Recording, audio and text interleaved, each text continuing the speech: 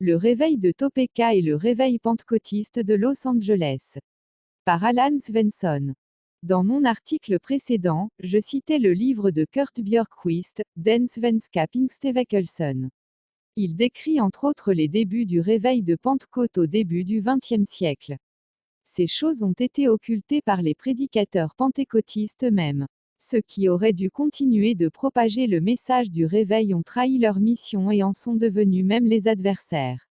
Ils enfermèrent le réveil dans un nouveau système d'église où il fut étouffé. Ce n'est pas Dieu qui mit fin au réveil. Kurt Björkqvist cite des passages du livre de Levi Petrus, Unité chrétienne. Le secret du développement exceptionnel des assemblées aux temps apostoliques, c'était qu'elles n'étaient pas enfermées dans des organisations et des creux d'os, mais elles étaient libres de faire ce que le Seigneur par son esprit leur commandait. Mais lorsque par les soins des hommes, les assemblées furent organisées en une église, cette condition de leur croissance disparut. La croissance laissa place au déclin, à mesure que l'assemblée s'éloignait du modèle apostolique. Ceci est donc cité du propre livre de Levi Petrus, Unité chrétienne. Par la suite, Levi Petrus commit la même erreur qu'il avait signalée. Au lieu d'étudier ce que la Bible dit sur l'Assemblée de Dieu, il se mit à fabriquer des clubs de loisirs qu'il appela des assemblées de Dieu. C'est ce qui est à l'origine du système d'église appelé Mouvement de Pentecôte, et qui ressemble encore plus à l'Église catholique que les autres organisations religieuses. Dans son livre, Kurt Björkqvist exprime son admiration pour Levi Petrus et il écrit, « Dans ces circonstances, nous pensons qu'il s'impose que nous brossions le portrait d'un homme qui a révélé la vérité sur l'Assemblée libre, cette vérité qui est si particulière au mouvement de Pentecôte. » Kurt Björkqvist montre là qu'il n'est pas conscient de ce que représente vraiment la vérité sur l'Assemblée libre. Puisque la plupart des chrétiens ne savent que peu de choses sur le réveil de Pentecôte, j'ai reproduit ici des pages de ce livre décrivant l'avènement du réveil. Il est imprimé en 1959 et ne se trouve pas dans les librairies. Histoire du réveil pentecôtiste. Le réveil de Pentecôte commença à Los Angeles au printemps de 1906. Déjà au moment de Noël 1906 et au début de 1907 il arriva en Suède. Il arriva en Norvège à peu près en même temps grâce au pasteur T.B. Barrett. Compte tenu des communications de l'époque, sans téléphone, ni radio, ni avion, c'était rapide. Le réveil de Topeka, origine du réveil de Los Angeles. Los Angeles en Californie, l'endroit d'où se répandit le réveil mondial de Pentecôte, était à cette époque une ville relativement inconnue, bien qu'elle eût déjà plus de 100 000 habitants.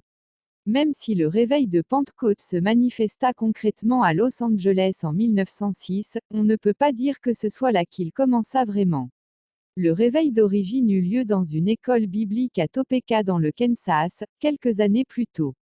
L'homme qui était le responsable de cette école, Charles Parham, avait été quelques années auparavant guéri d'une malformation des pieds, alors qu'il faisait des études en vue d'être prédicateur.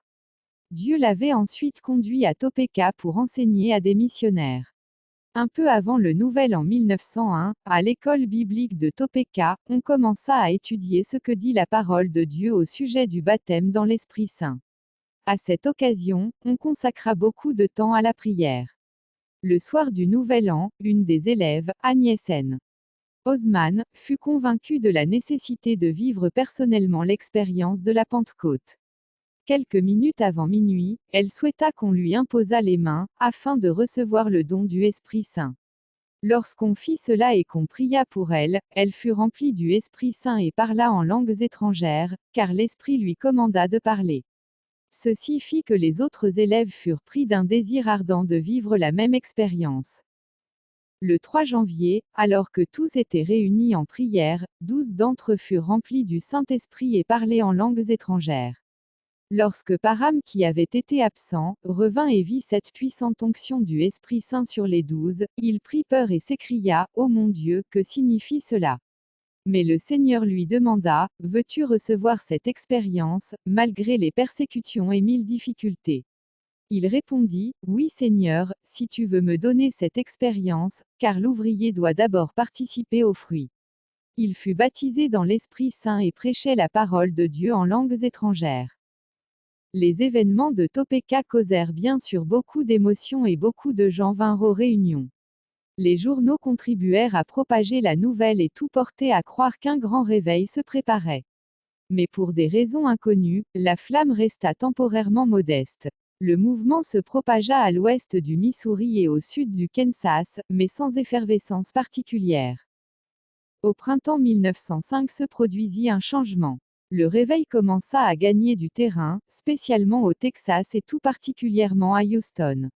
Il y avait là une assemblée dite des sanctifiés, qui était très ouverte aux réalités spirituelles. Leur pasteur E.F. Carothers reçut la lumière au sujet de la vérité du baptême de l'Esprit lors d'une réunion tenue par des baptisés de l'Esprit, où la plupart reçurent le don des langues. Parmi ceux dont les yeux s'ouvrirent à cette grande vérité biblique, se trouvait un homme qui devait jouer un grand rôle dans le réveil de Pentecôte de Los Angeles, le prédicateur noir W.J.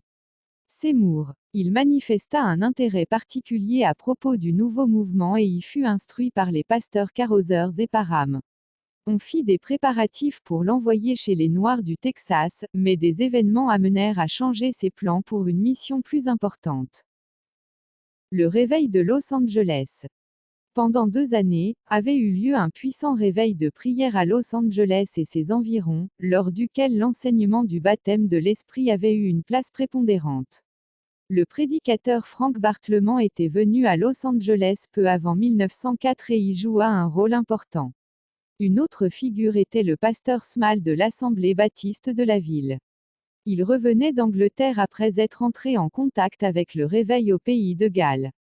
Lors de son retour en 1905, il fut une grande bénédiction pour ceux qui priaient Dieu qu'il répandît son esprit. Ce n'était pas seulement en Angleterre et en Amérique qu'on s'apprêtait à accueillir le réveil tant souhaité, mais dans de nombreux autres pays, on priait aussi que Dieu vînt se manifester. Une raison importante de la manifestation mondiale du réveil fut certainement les petites fiches de prière que l'Alliance biblique internationale envoya par centaines de milliers dans les langues des pays respectifs. Sur ces fiches étaient inscrits les mots « Veux-tu faire cette prière journalière ?» jusqu'à ce que la réponse vienne « Seigneur, envoie-nous un réveil et commence par moi-même, au nom de Jésus. Amen. » Promesse, Matthieu 21h22, Zacharie 10/1. Réponse, Joël 2h28, 29, Acte 4h31. Le terrain était donc préparé pour un grand réveil spirituel, où le message de la Pentecôte prendrait une place particulière. Mais lorsque le grand réveil de Pentecôte se manifesta enfin, son apparence fut si simple et pauvre qu'il répugna à beaucoup et suscita plutôt le mépris. On peut à cette occasion penser au Sauveur lorsqu'il fit son entrée dans le monde. Il ne naquit pas dans un palais royal, mais dans une étable. Pourquoi Dieu le voulait ainsi, il révèle souvent le divin de cette manière. Ainsi sont écartés tous les tièdes, les indécis et les bien-pensants, au profit de ceux qui cherchent Dieu de tout leur cœur et se soumettent à tout pour accéder aux bénédictions divines. Paul dit aussi, mais Dieu a choisi les choses folles du monde pour couvrir de honte les hommes sages, et Dieu a choisi les choses faibles du monde pour couvrir de honte les choses fortes, et Dieu a choisi les choses viles du monde, et celles qui sont méprisées, et celles qui ne sont pas, pour annuler celles qui sont, en sorte que nulle chair ne se glorifie devant Dieu. 1 Corinthiens 1h27-29. Parmi les nombreux croyants de Los Angeles, qui auparavant avaient prié Dieu de répandre son esprit sur les croyants et pour le salut des pécheurs, il y avait un certain nombre de Noirs. Au printemps 1906, ils entendirent dire qu'à Houston, Texas, il y avait un prédicateur noir W.J. Seymour, ancien pasteur baptiste, qui parlait du baptême d'esprit et de feu. Ils étaient pauvres, mais ils écrivirent à Seymour de venir à Los Angeles, pensant que Dieu lui viendrait en aide pour les frais du voyage. Seymour vint, rempli de l'Esprit Saint, il avait avec lui un homme et une femme, tous deux noirs, eux aussi baptisés dans l'Esprit. La prédication biblique du baptême de l'Esprit était cependant nouvelle à Los Angeles, si bien que ces paroles suscitaient de l'opposition et de la surprise. C'est pourquoi Seymour ne put pas prêcher dans une église. Quelques Noirs firent en sorte qu'il put venir en privé chez des particuliers, où il tint des réunions de prière. Mais il fallait un local plus grand, et finalement ils purent se réunir dans un local à Azusa Street, qui pouvait contenir 600 personnes. C'était une ancienne église méthodiste qui ressemblait plutôt à une grange. Là de même qu'en privé, on luttait en prière chaque jour devant Dieu afin qu'un réveil se manifeste, et on reçut une réponse puissante. L'Esprit de Dieu vint avec telle force lors d'une réunion à l'église, raconte un témoin, l'évangéliste suédois âgé Jansson, que la maison fut secouée comme par un tremblement de terre, exactement comme à Jérusalem à la première Pentecôte. Cela arriva le 9 avril 1906. Le premier à parler en langue était un garçon noir de 8 ans. Puis l'un après l'autre, ils reçurent le même don.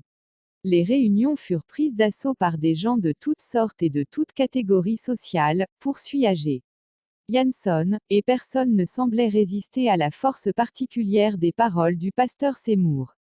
Il était lui-même un être insignifiant, un noir boiteux et borgne. Mais ces paroles avaient une telle puissance, que les plus récalcitrants tombaient dans la sueur du sol et imploraient la grâce du salut. Tantôt Seymour tenait des prêches courts, tantôt il parlait en langue. Une période de grande victoire spirituelle s'ensuivit. Des foules de pécheurs furent sauvés et beaucoup furent baptisés dans l'esprit et reçurent le don des langues. Un missionnaire de Chine, G. Lundgren, qui était au réveil de Los Angeles, raconte qu'il y avait là une famille de langue espagnole, qui était opposée à Dieu. Ils vinrent à une réunion pour se moquer des croyants, mais Dieu parla au travers d'une femme baptisée de l'Esprit dans leur propre langue et les sermonna sérieusement. Puisqu'ils savaient que la femme ne connaissait pas l'espagnol, ils furent convaincus que c'était l'œuvre de Dieu, ils plièrent le genou et furent sauvés. Des choses similaires étaient journalières au début du réveil et montrent que le Seigneur est le même aujourd'hui qu'aux temps apostoliques. Un responsable missionnaire, R.J. Scott, raconte, après une visite à l'église d'Azusa Street, parce que je connaissais de nombreuses langues indiennes du Canada, je dis, Dieu, si tu veux me combler de preuves que ces choses sont de toi, laisse un de ces chrétiens parler une de ces langues que je connais. Gloire à son nom, je croyais qu'il allait utiliser quelqu'un que je ne connaissais pas et que j'allais être obligé de vérifier si la personne n'avait jamais appris aucune langue indienne, mais il choisit une jeune femme venant du même endroit que moi. Il la fit chanter un chant indien que je connaissais depuis mon enfance, et je savais qu'elle n'avait jamais été parmi les Indiens et qu'elle n'avait jamais appris leur langue. Elle se mit alors à parler une autre langue, qui, après coup, se révéla être de l'arménien. Un homme qui se tenait tout près était lui-même d'Arménie et prêta beaucoup l'attention à ce qu'elle disait. J'allai vers lui et lui demandai s'il comprenait ce qu'elle disait. Il répondit, je parle mal votre langue, mais cette dame parle ma langue et elle me parle de Jésus. L'homme fut couvert de sueur et il commença à grelotter. C'est de cette façon qu'il se convertit. Des miracles de guérison se produisirent aussi à l'église d'Azusa Street. Dans le Boston du 6 octobre et 22 décembre 1906 sont relatées de merveilleuses œuvres de Dieu à Los Angeles. En voici quelques-unes, de merveilleux miracles se produisent.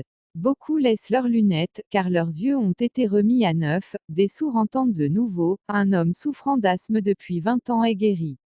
Beaucoup de gens souffrant de troubles cardiaques et pulmonaires sont guéris.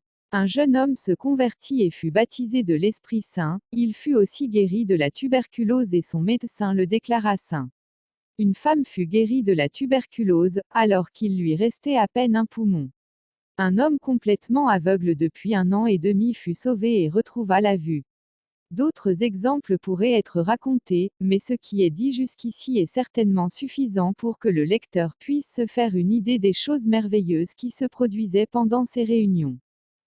Référence, extrait du livre, Le réveil de Pentecôte suédois, Kurt Björkqvist. Source, Frick.